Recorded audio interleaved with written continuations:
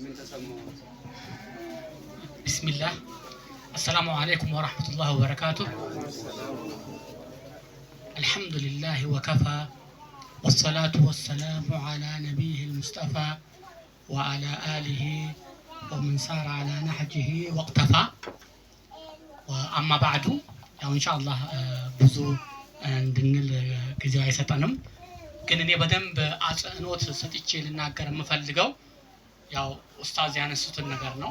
በመሰረቱ እዚህ ጋር የቀረቡት ነገሮች ሁሉ በቂዎች ናቸው። ከናንተው ወደ እናንተ የተላለፉት ነገሮች በጣም በቂዎች ናቸው። እንደ ቀላል የሚታዩ አይደለም። ግን አንድ አጽንኦት የምሰጠው ነገር ምንድነው?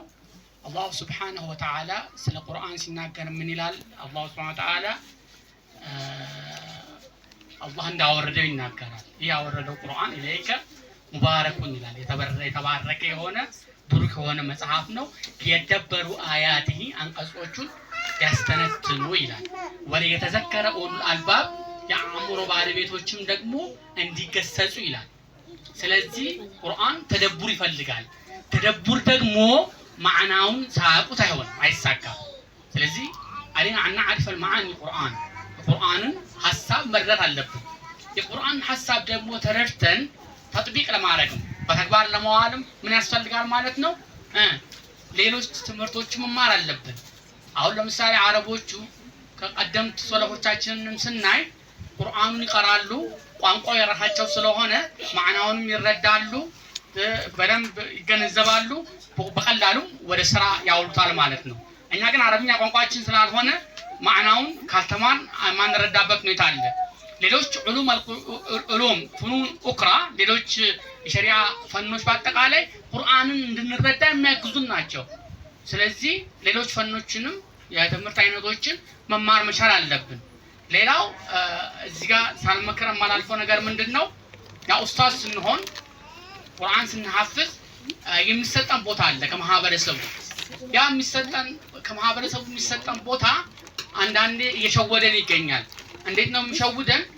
በቃ ማህበረሰቡን የምንከተልበትና ማህበረሰቡ የሚፈልገውን ብቻ የምናደርግ እንጂ እኛ ለማህበረሰቡ ምን ያስፈልጋል ብለን ማንሰራ የምንሆንበትና የተለያዩ ስህተቶች የምንጋለጥበት ሁኔታ አለ።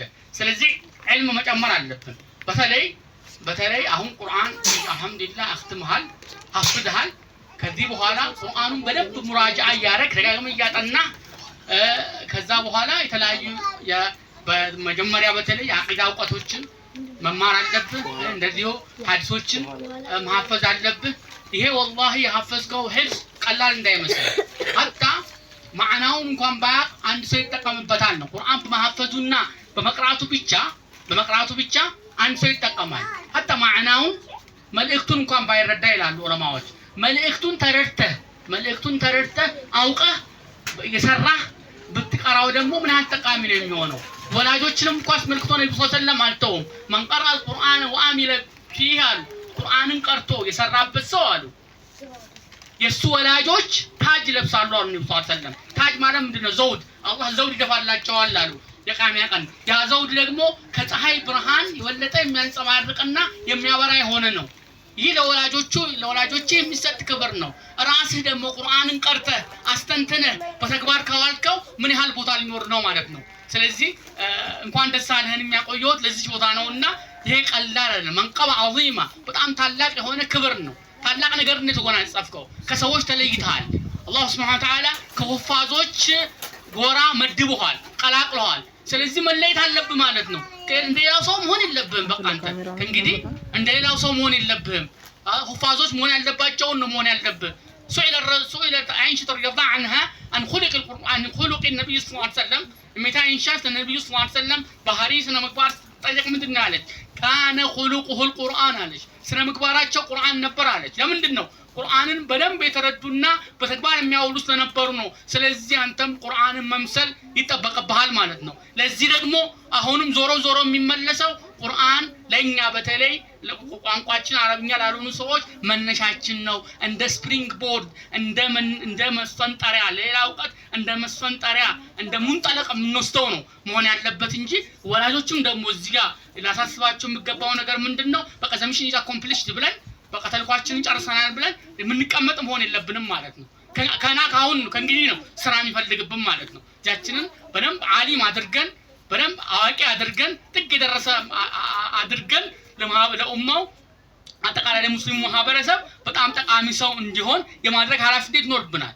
እንደ ቤተሰብ ደግሞ ከየቤቱ አንዳንድ ዓሊም ካልወጣ ቢያንስ ከየቤቱ አንዳንድ ዓሊም ካወጣ ይሄን ዲን ማለት ነው ይሄን እስልምናን ማን ከትውልድ ያስቀጥለው? ይሄ በጣም የሚያሰጋ ነገር ነው። እኔም አንተም ዝም ብለን ቁንሱል ነገር ይዘን ቁጭ የምንል ከሆነ ጠቅለል ያለውን ዕውቀት ማን ይዞ ለኡማ ያስተላልፍ? ስለዚህ አሳሳቢ ስለሆነ ወላጆች ይህን ተረድታችሁ ሂፍዝ ደግሞ ትልቅ ክብር ነው፣ ትልቅ ደረጃ ነው።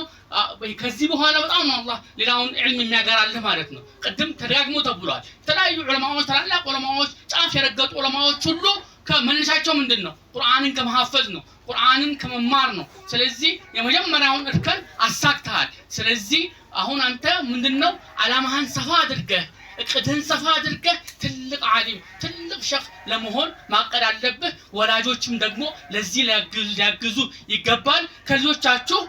ከልጆቻችሁ ወላጆች ይሄን እንዴት ነው እንትን ወቅፍ ብታረጉት ይሄን ልጅ ብዬ ነው የማስበው። ወቅፍ ብታረጉት በቃ ለዕልም ወቅፍ አድርጋችሁ በዚሁ ቀጥሎ ትልቅ ዓሊም ሆኖ ለማህበረሰቡ ለኡማው የሚጠቅም ብታደርጉት መልካም ነው እላለሁ። አበዛሁ መሰለኝ። هذا وبالله التوفيق والسلام عليكم ورحمة الله وبركاته.